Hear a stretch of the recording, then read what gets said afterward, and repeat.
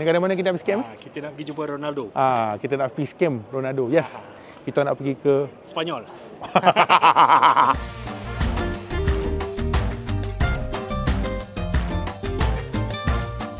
Pergi travel, jangan convert. Kalau convert, kau rasa mahal. Kalau tak convert, kau rasa, murah. Abang pun dah call Ronaldo lah. Dah ajak dia jumpa lah. Dia kata depend lah. Kalau dia free, dia keluar. Kalau dia tak free, kita jumpa kat Malaysia, dia kata. Finally, selepas jalan kaki 7 hari 8 malam, inilah view yang aku dapat. Inilah pemandangan yang aku dapat.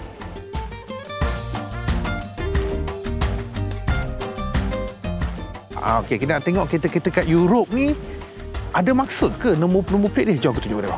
Dia ada 19 dengan 6. Maksudnya adalah ini adalah tahun 2019 bulan 6. Aku tak kisah berapa lama aku nak datang, so aku nak ambil pengalaman.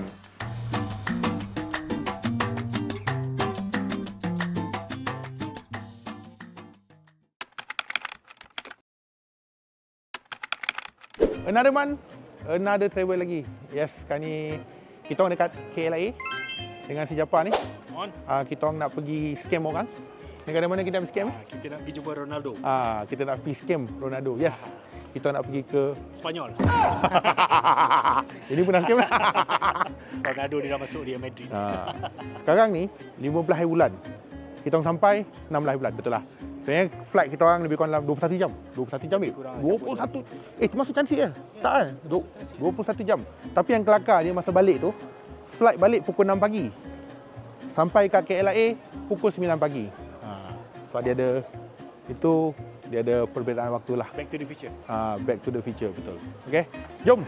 Ikut aku, journey kali ni aku akan buat korang. This is first time kita orang pergi ke Portugal. Lebih tepat lagi kita orang pergi ke Faro. Faro.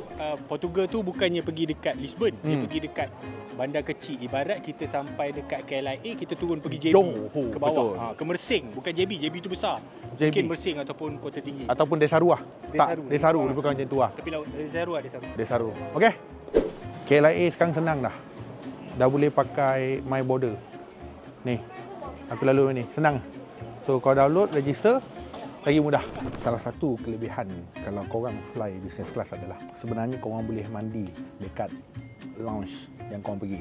Dia bergantung kepada airport lah. Ada airport yang tempat besar dia bagi, kalau tak memang tak boleh lah. Dan juga korang boleh makan lah. Korang boleh makan unlimited, berapa banyak korang makan memang boleh. Ataupun kadang-kadang orang nak privacy kan, dia tak nak serabut ramai-ramai orang. So that's why lah tempat-tempat macam ni yang sebenarnya kau boleh lepak. Contohnya macam kalau kau nampak kalau kau minum wine ke beer ke okey lah.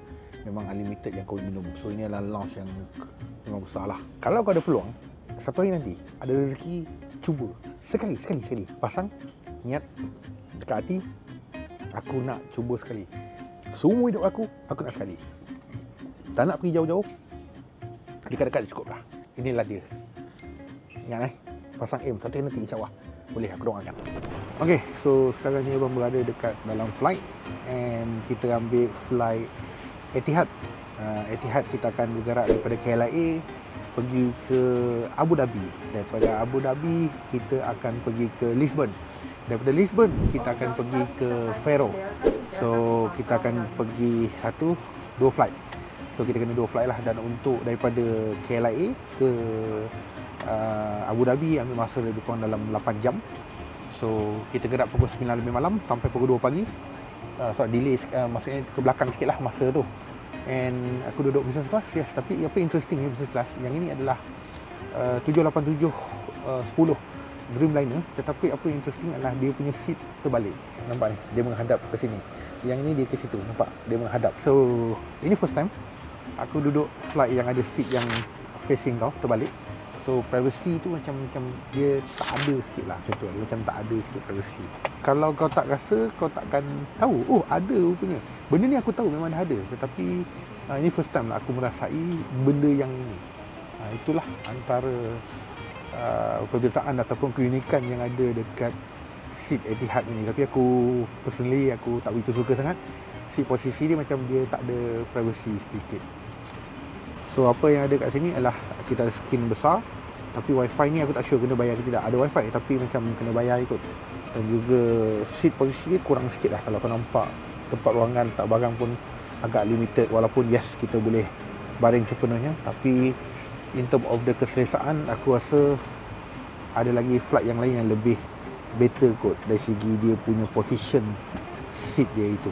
Tapi bagusnya business class ni kan, so macam ni lah, dapat sleeper, so kau boleh pakai sleeper yang ni and then boleh request makan anytime.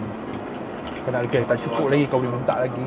So kalau free boleh jumpa jiran sebelah kita tengah tengok TV, air bergoyang, oh minum coke, oh air bertumbang. Setiap kali kalau business class sebenarnya dia ada bagi naik mini ticket lah sebenarnya. Okay, awal layan movie, see you.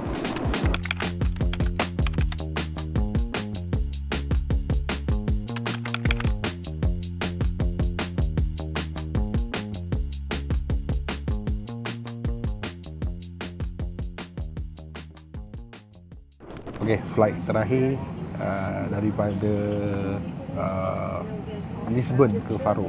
Lisbon ke Faro ni macam daripada KL pergi ke Johor. Lebih kurang macam tu. Ni baru jumpa matahari. Kita gerak malam tau, ni baru jumpa matahari. So yang ni adalah 8 jam perbezaan lah dengan auto Malaysia. Dan kita naik yang ini, TAP Portugal A321 lah. Dan aku nak tunjuk korang satu ni. Ni makan-makan lah. Dia macam like Asia jugalah, lebih kurang macam tu lah. Apa-apa urusannya, kalau kau pergi overseas, kau jangan convert. Apabila kau tak convert, kau akan rasa murah. Itu je tip. Pergi travel, jangan convert. Kalau convert, kau rasa mahal. Kalau tak convert, kau rasa, murah. Ha.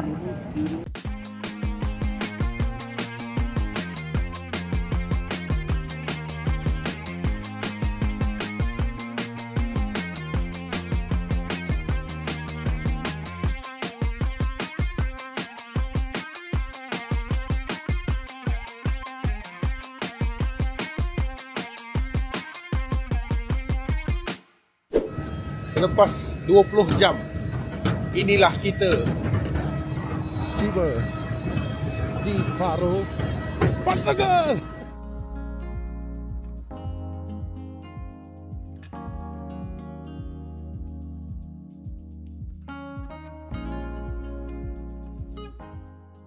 Selepas 21 jam, 3 flight, finally kita dah sampai.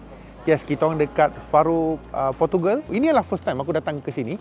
Yang mana aku rasa agak menarik juga, walaupun flight time agak lama, tapi aku nak datang sebab aku tak pernah datang. So apabila tak pernah datang, aku nak datang. Aku tak kisah berapa lama, aku nak datang, so aku nak ambil pengalaman. So itulah, nanti aku cuba bawa korang jalan-jalan. So aku tak pernah datang sini. Aku akan share kepada korang apa yang ada dekat sini, dan anything yang can share, boleh share. Tapi bagi aku rasa ada je orang Malaysia yang datang sini untuk bercuti dan sebagainya. So sini adalah antara tempat yang menarik lah. Dia banyak tentang sejarah dan sebagainya dekat belah-belah Portugal. Dan biasanya orang kata nak lagi popular, dia berkaitan dengan Ronaldo lah. Abang pun dah call Ronaldo lah, dah ajak dia jumpa lah. Dia kata depend lah, kalau dia free dia keluar, kalau dia tak free kita jumpa kat Malaysia, dia kata. Sembang, kena terbang lah. Okay, so finally kita dah check in lah. So untuk hari ni kita orang duduk dekat hotel Vidama Hotel and Resort. Yang ini dekat Faro. Ini adalah bilik abang, dan biasanya untuk bilik kita orang jarang lah kita orang share dengan media lain, dan biasanya kita akan duduk seorang. Okay?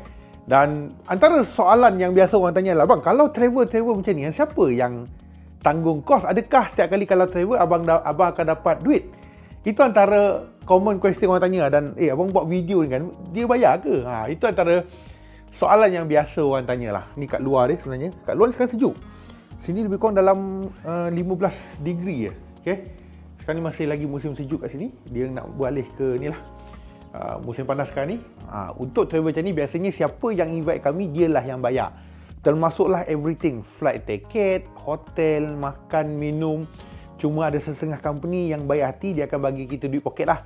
Tapi kebiasaannya memang tak ada. Kita kena keluar sendiri lah kalau kita nak beli apa-apa. Kecuali kalau dia bagi kita business class, Alhamdulillah.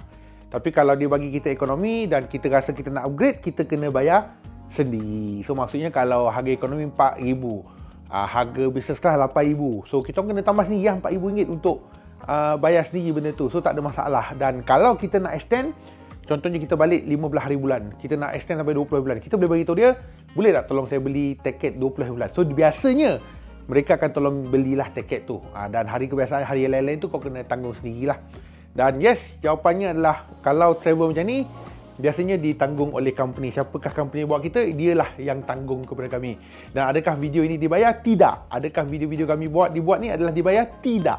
Kadang-kadang ada, kadang-kadang tidak. Biasanya travel macam ni memang tidak akan dibayar. Sangat jarang sekali mereka akan bayar. Ini adalah mereka jemput kami untuk menjadi antara media Malaysia yang terawal dapat test kereta ataupun motor itu, yang kami bawa video tu balik ke Malaysia untuk sharekan kepada korang. So harap dapat menjawab soalan korang tu. Gila babe. Ini cantik gila babe, kau tengok bilik kat sini dan ini view dia. Wah. Nice lah weh. Serius lah. Sangat-sangat nice, sangat-sangat cantik babe. Bayang kan, kau keluar-keluar daripada bilik kau, terus kau ada view pemandangan yang macam ni.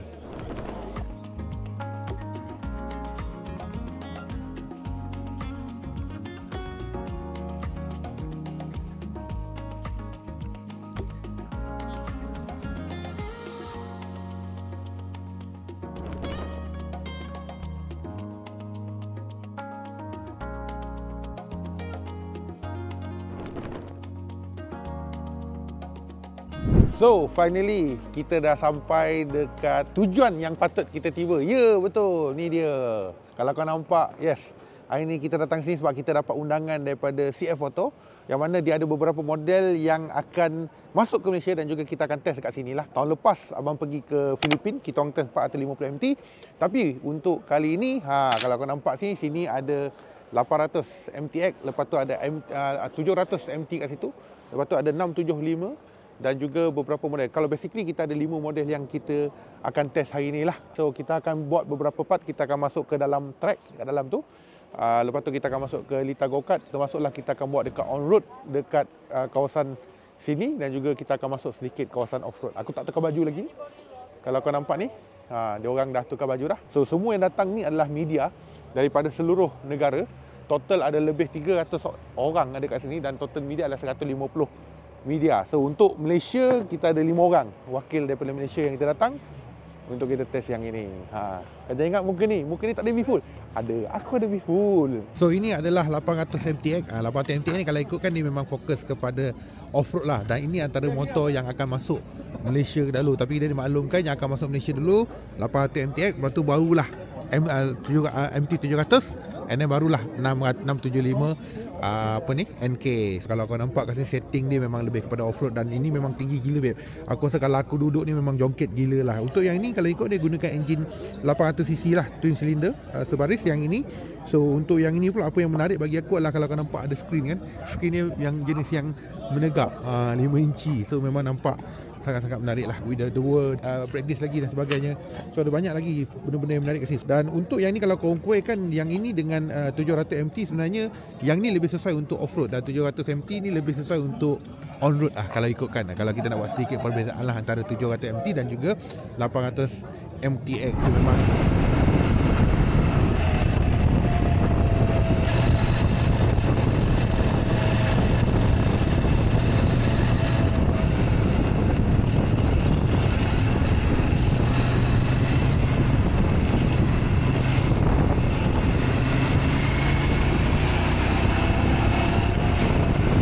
dan salah satu motor yang kita akan test hari ini adalah ni dia.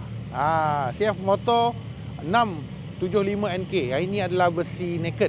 Kalau ikutkan dekat Malaysia dah ada tau 250 NK, 450 dengan 800 NK, dan ini adalah next yang akan masuk ke Malaysia, iaitu 675 NK yang akan masuk ke Malaysia. So yang ini adalah inline 3. So kejap lagi kita akan masuk track. Nanti aku akan ceritakan lebih lanjut lagi apa yang ada dekat 675 NK hari ini. Ya, seperti mana abang katakan, ini adalah CF Motor 675 NK. Yes, ini adalah versi naked. Dan kalau ikutkan untuk 675 ni, dia ada model SRR yang ada dekat, memang dah ada dekat Malaysia, yang katanya first batch order dah habis. Sekarang ni dia orang tengah order second batch, yang katanya akan masuk ke Malaysia tak lama lagi. Dan macam abang kata lah, so semestinya kalau dia masuk ke Malaysia, so semestinya dia akan bagi persaingan untuk model Kawasaki Z650 dan juga CB650. So that's why lah sekarang ni kita berada dekat test track. Kalau korang nampak kat bahagian belakang ini, sekarang ni dia orang tengah test. Yang ini adalah model 125. Yang ini memang tak akan masuk ke Malaysia lah untuk model NK125. Dan untuk pasal Malaysia, sebenarnya kita ada 250 NK, kita ada 450 NK dan juga 800 NK. Dan ini adalah model keempat NK yang akan masuk ke pasar Malaysia. Dan sekarang ni kita tengok apa yang ada dekat motor ni. Especially untuk bahagian depan. Kalau kau tengok untuk bahagian lampu depan ni, memang jahat gila, babe. So, antara kelebihan yang ada pada 675 NK ni adalah sebab yang ini digunakan enjin 3 silinder tau. Yes, yang ini gunakan enjin 675cc 3 silinder dengan 88 horsepower dan juga 68 Newton meter torque. Dan sebenarnya enjin dia gunakan enjin yang sama tau, seperti mana dia guna pakai dekat yang ada kat Malaysia tu, iaitu 675 SRR. Cuma yang itu adalah untuk sport ataupun sport racing, tapi yang ni lebih kepada santai ataupun driving ataupun riding yang biasa santai-santai lah. Especially bagi siapa yang sukakan naked bike, yes, ini memang sesuai untuk korang. So kalau kau tengok dekat sini, untuk bahagian depan dia, lampu dia memang gila babe, gila cantik. Kalau kau tengok kan lampu semua kan, lampu LED. Kalau kau tengok macam muncung dia tajam dekat bahagian situ. And then ABS dual channel. Dan kalau kau nampak kan, untuk brake disc pun digunakan dual juga, berkembar untuk bahagian depan kiri dan juga kanan. Dan untuk yang ni kalau kita tengok kan, untuk bahagian yang ni digunakan tayar 120 70, digunakan 17 inci untuk bahagian depan. Untuk bahagian belakang adalah 180 55 untuk 17 inci juga, sama juga. So untuk bagi front suspension, kalau kita nampak kan, yang ini memang fully adjustable lah. Yang ini digunakan jenis daripada KYB. Tapi kalau untuk bahagian belakang dia gunakan monoshock untuk bahagian belakang lah. So untuk yang ni, front dan juga rear suspension travel, ketinggian ialah 130 mm untuk bahagian depan dan juga bahagian belakang. Macam abang kata lah, untuk bahagian depan memang digunakan twin disc. Yang ini adalah 4 piston. Manakala untuk bahagian belakang digunakan single disc sahaja. Dan satu benda yang menarik, kalau kita tengok bahagian belakang, kita tengok lampu dia, nampak ni, memang bentuk memang satu line. Memang gila jahat lah. Memang nipis je. Memang sangat nipis. Ini orang Malaysia kata, ini kalau kita tendang patah, pisang lah kan. So kalau kau tengok ekor dia dekat bahagian belakang, untuk bahagian lampu bahagian belakang, so memang nampak sangat-sangat jahat lah. Tambahan dekat bahagian belakang ni, kau nampak ni, untuk bahagian fairing belakang ni.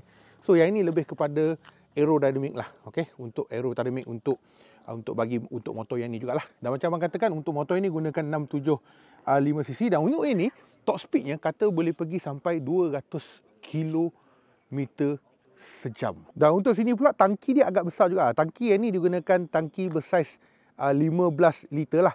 Dan perkara menariknya bagi abang ialah yang inilah. Kalau kita nampakkan dia gunakan TFT, yang ini bersaiz 5 inci kalau tak silap abang. Yes, betul, dia gunakan TFT bersaiz 5 inci. So kalau kau nampak ke sini, memang all the detail memang boleh tengok dekat bahagian sini lah. All the infotainment, termasuklah dengan dia ada TPMS juga untuk bahagian depan dan juga bahagian belakang, bahagian tayar. All the information boleh nampak kat sini lah. Dan nampak ni. So everything boleh kat sini dan juga sangat-sangat clear. Walaupun sekarang ni kalau nampak memang panas terik ni, tetapi dia boleh nampak dengan sangat-sangat terang. So ini adalah salah satu kelebihan lah apabila kalau kita ride dekat luar kan, dengan cahaya matahari yang panas. So dia masih lagi maintain, boleh nampak dengan clear. Dan nampak TFT ni semua adalah berkala lah untuk bahagian sini. Dan seterusnya, yang ini juga dia ada USB port, di mana untuk USB port dia ada Type A dan juga Type C. USB port juga untuk dekat motor yang ini. So basically untuk ketinggian ni, sebenarnya dia punya seat ketinggian dia adalah 810 mm. Dan juga wheelbase dia adalah 1400 mm dan berat dia cumalah 189 kg sahaja.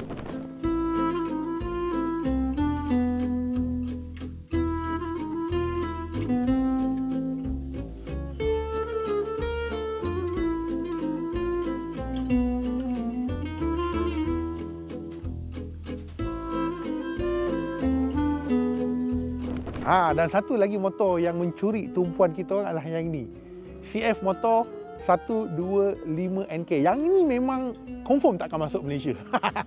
Sebab demand dia tak ada, harga dia memang mahal lah, confirm akan mahal. Ini kalau kau tengok design ni, tak nampak macam motor 125cc tau. Tak percaya kan? Ni aku tunjuk kepada kau. Kau tengok yang ni, memang tak nampak 125cc motor ni. Dan sebenarnya motor ni memang sangat sesuai untuk parent yang nak bagi anak dia beli motor kan. Kau tak nak bagi motor terlalu laju sangat, kau takut dia pergi merempit ke apa. Yang ini memang sangat sesuai. Tapi pada masa sama juga, dia ada design yang sangat-sangat canggih dan juga sangat teknologi dia sangat advance yang kau tak nampak. Ini adalah motor 125cc. Ini bukan macam brand daripada China. Dan kalau kau nampak NK, yang ni memang besi naked lah. Untuk apa-apa, untuk CF motor kalau kau nampak NK, ini memang motor naked. So yang ni dia ada dua colour lah, warna biru dan juga dia ada colour hitam dekat bahagian situ. Dan dia siap bagi, nampak ni, siap bagi TFT 5 inci lagi. Kau nampak ni, 125cc 13 liter punya tank, okey. Bagi aku ini antara okey lah, dengan ada ABS lagi, single disc depan, single disc juga untuk bahagian belakang. Sangat-sangat okey. Dan kita start sikit lah, belanja sikit bunyi dia. Bismillahirrahmanirrahim.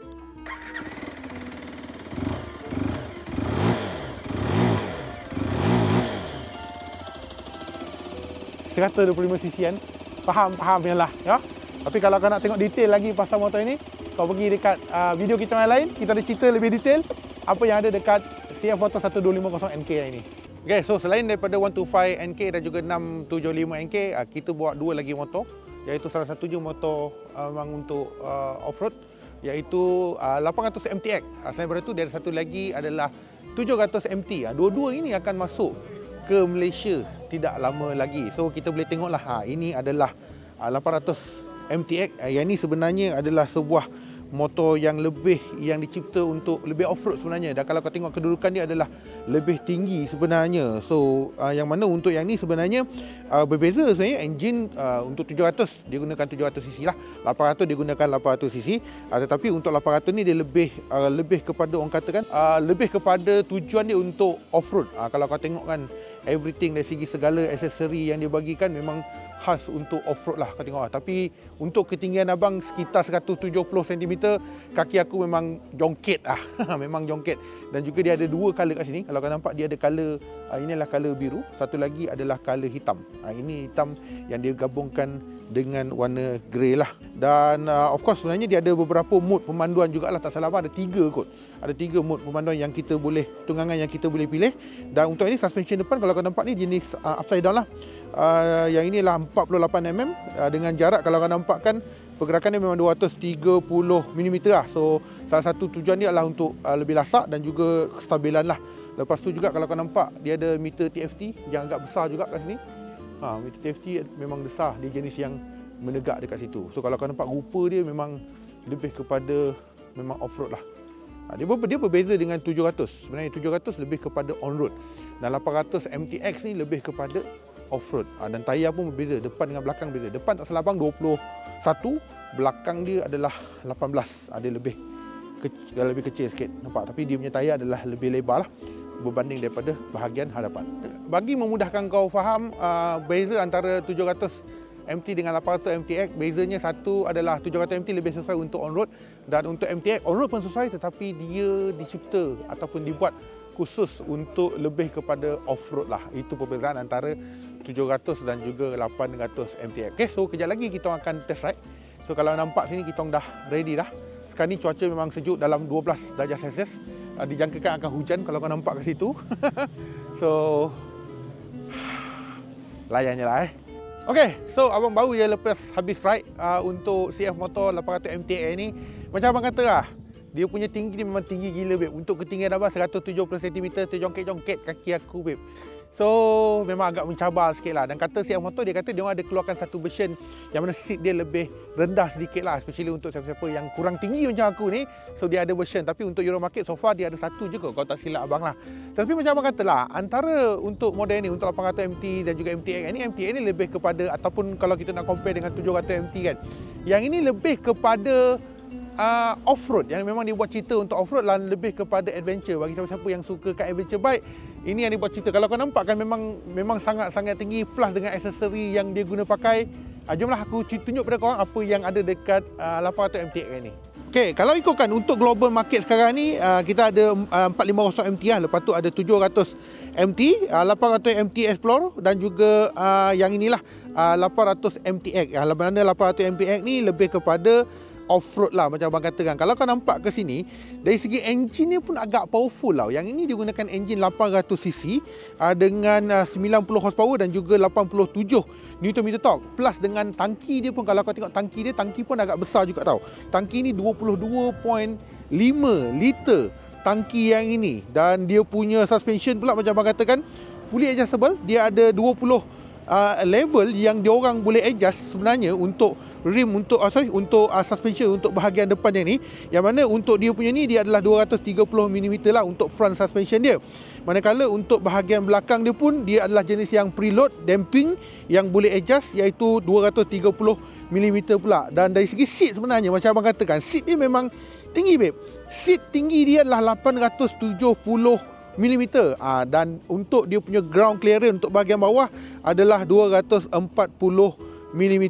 Dan banyak lagi lah ciri-ciri yang ada sebenarnya, yang ada dekat motor ni. Kalau kau nampakkan TFT 7 inci dia memang clear, and then berkala lagi, and then jenis yang menegak, jenis yang vertical yang ni. So a lot of information yang kita boleh nampak lah, yang kita boleh guna dekat bahagian sini, and everything yang kita boleh adjust dekat bahagian sini. Yang ni abang tak nak go to detail lah, tetapi yang lebih penting adalah dia boleh OTA, over update. So maksudnya kalau anything ada new software ke apa, kita boleh update. Itu yang lebih bagus sebenarnya. And macam biasalah, ABS tu macam biasa ada, tetapi ada a lot accessory yang kau boleh nampak yang didatangkan dengan motor yang ni. Contohnya untuk windshield depan ni, ini windshield depan. Lepas tu untuk bahagian depan ni, kalau kau nampakkan dia punya engine skid plate dia kat sini kan. Lepas tu ada banyak lagi lain-lain. Aku cuba tengok je apa aksesori yang dia guna pakaikan lagi. Ni dari satu lagi depan ni untuk dia punya off-road upper bumper ni dekat depan ni. So ada beberapa aksesori yang memang dah available lah on the market yang kau boleh pakai. Dan sebenarnya ada lagi macam bracket side sebenarnya untuk belakang, left dan juga right pun ada juga. Dan ada banyak lagi lah, banyak lagi aksesori yang dia sedia ada. Nampak ni, seat ni memang tinggi gila babe. Kejap lagi aku akan duduk, kau akan nampak betapa tingginya motor yang ini sebenarnya. Tapi yang paling aku suka nampak ni, lampu depan ni. Kira garang kan? Garang babe, serius babe. And of course lah, untuk yang mesin depan ni memang adjustable lah. Walaupun kita tengah ride sebenarnya, dia masih lagi boleh pusing dengan satu tangan saja. Lampu belakang and lampu semua gunakan lampu LED sepenuhnya. Tapi kan, dah datang jauh-jauh Portugal, takkan kita tak start, takkan kita tak dengar bunyi exhaust kan? Jom, kita dengarkan. Bismillahirrahmanirrahim.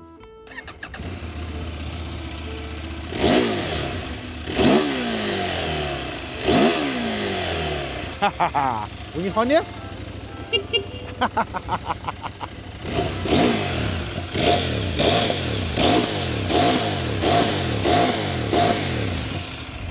Assalamualaikum.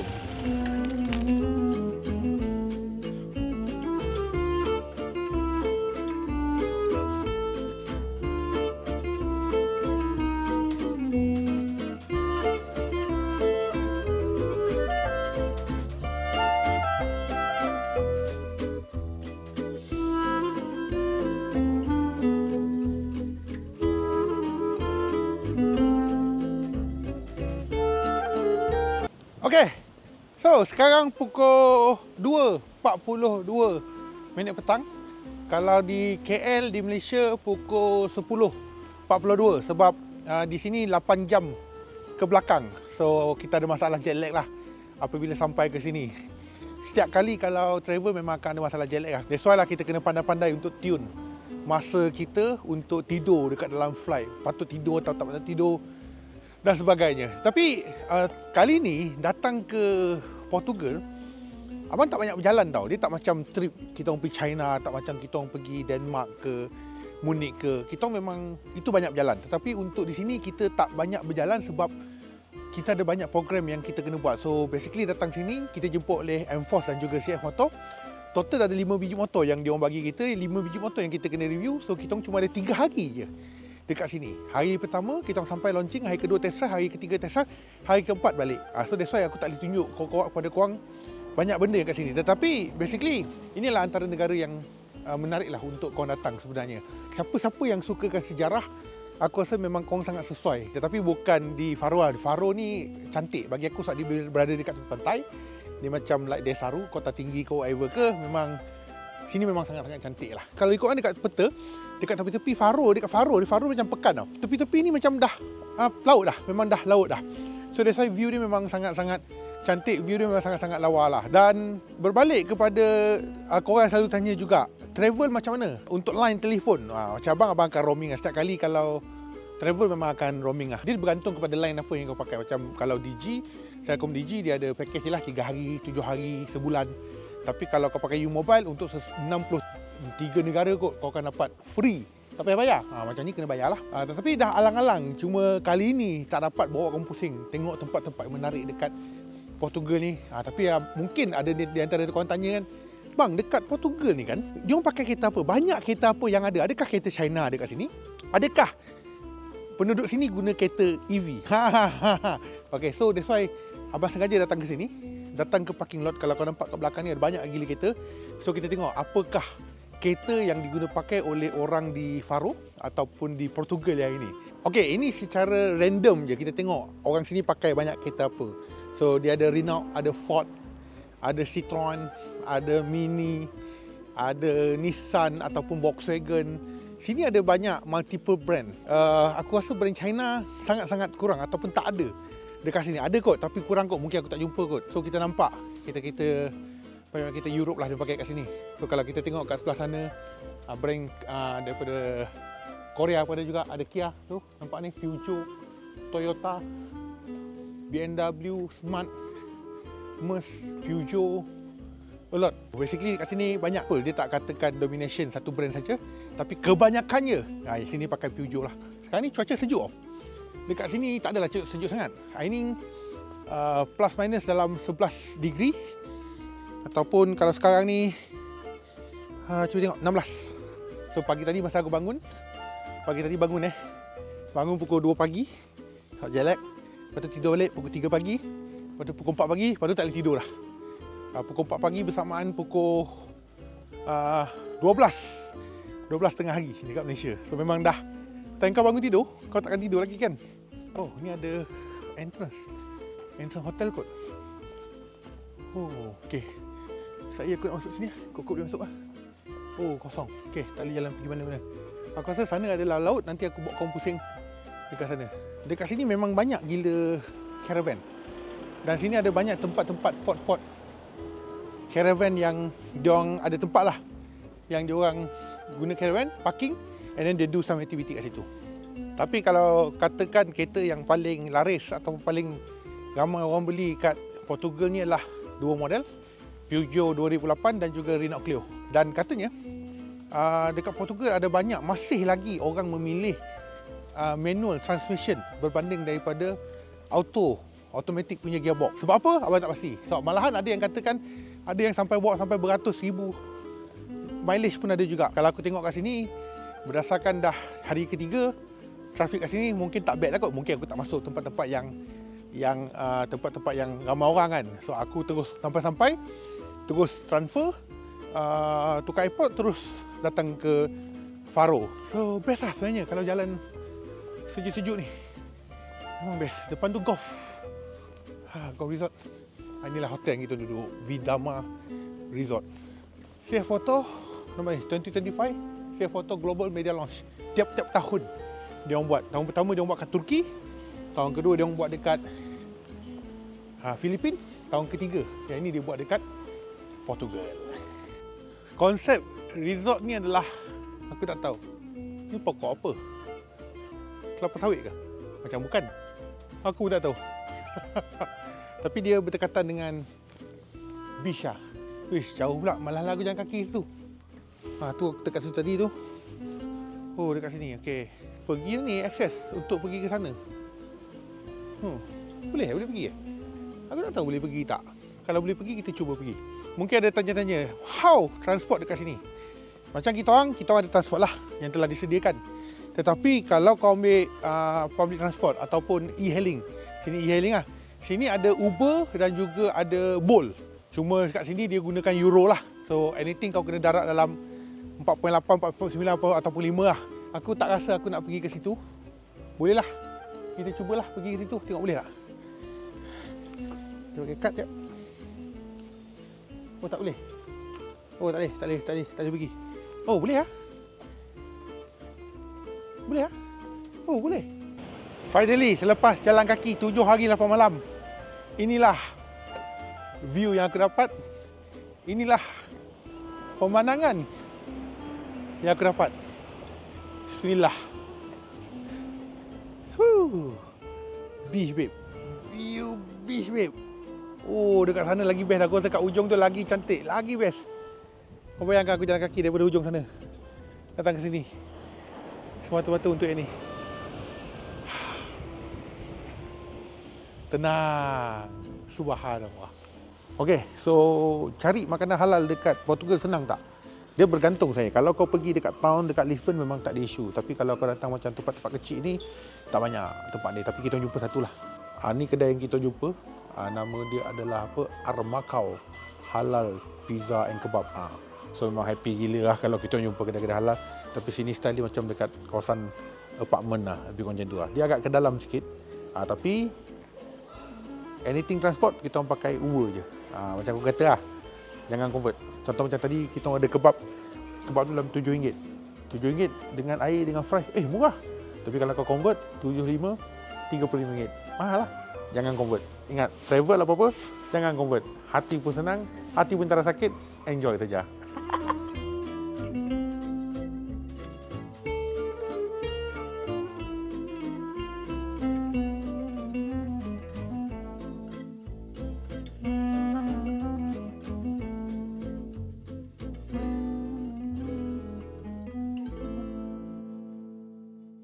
Macam abang katakan, dekat Portugal ni, ramai lagi masih menggunakan manual berbanding daripada auto. Kau tahu tak? Apa sebab dia orang masih lagi guna manual berbanding daripada auto? Sebenarnya ada beberapa reason lah kenapa pilihan manual. Sebenarnya kalau kau naik Uber kan, paling ketara sekali lah kau naik Uber. Kau nampak majoriti akan guna gearbox manual, bukannya auto. Ada beberapa sebab lah. Antara sebab sini adalah satu, of course lah, harga minyak kat sini memang mahal gila. So that's why lah dia orang lebih prefer manual sebab kereta manual lagi jimat berbanding daripada auto lah. Depend. Tapi kalau sekarang teknologi canggih pun lagi jimat minyak lah. Tapi still manual lagi jimat minyak berbanding daripada auto. And then second dari segi harga kereta. Harga kereta manual lebih murah berbanding daripada auto. Dan ada juga satu kepercayaan sebab dekat Faro ni ataupun dekat Portugal ni banyak jalan yang berbukit-bukit. So orang sini beranggapan yang kereta manual diorang boleh layan, lagi feel, lagi power berbanding daripada gearbox auto. Tapi right now sekarang ni macam orang muda dah start dah tak nak manual kan. So kebanyakan orang lama-lama dia akan prefer manual lah. Tapi kalau kau nampak gearbox manual ni kebanyakan orang-orang yang otai-otai lah yang start bawa manual. Tapi bagi aku kan manual dekat sini lagi fun tau. Mungkin dekat sini kawasan dekat area Desaru tak banyak kereta, so dia tak jam. Aku rasa kau tak stress lah. Apabila tak jam, tak stress. Sama macam aku bawa Azia Rahmah aku tu, kereta tu memang sedap gila. Kot manual tu memang sedap gila. Even kadang-kadang kita buat truck pick up pun sedap gila lah manual ni. So apabila kau berada kawasan yang tak jam, kau rasa tak stress lah. So this is a few reason lah kenapa orang sini lebih suka gunakan gearbox manual berbanding daripada automatic. Okey, kalau kau tengok nombor plate dekat sini, dia ada dua kategori tau. Satu kategori yang baru. Okey, ini adalah nombor plate yang baru. Ini adalah nombor plate yang lama. Dia ada maksud dia yang tersendiri. Sebenarnya kalau kau nampak dekat logo warna biru tu, dia ada tulis P tau. Maksudnya ini adalah daripada Portugal. Dan kalau kau nampak kan dia ada bintang-bintang yang itu adalah EU lah. So maksudnya dia boleh masuk ke mana-mana negara EU. Kalau kau nampak kat sini pun yang ini pun sama juga. Dia ada P. Ini nombor plate yang lama. Dekat sini kalau kau nampak, dia dekat sini kalau kau nampak dia ada P, dia tulis tu adalah Portugal lah. Okey, 82 tu memang tak ada masuk apa. Tetapi apa interesting dia lah, kau boleh nampak dekat sini adalah kereta ni tahun bila. Maksudnya kau boleh tahu nombor plate ni adalah tahun bila punya nombor plate tu. Dekat situ kita boleh tengok. Sebagai contohnya kalau kau nampak kat situ, dia ada 19 dengan 6. Maksudnya adalah ini adalah tahun 2019 bulan 6. So kiranya ini diregisterkan pada bulan 6 2019. Dia ada format lah. Kalau katakan 2 digit depan tu, yang itu adalah dia memang tak ada mewakili apa-apa, dia cuma nombor siri je. Cuma tengah tu pun juga dia pun tak ada memaksudkan apa-apa. Dia just nombor saja sebenarnya.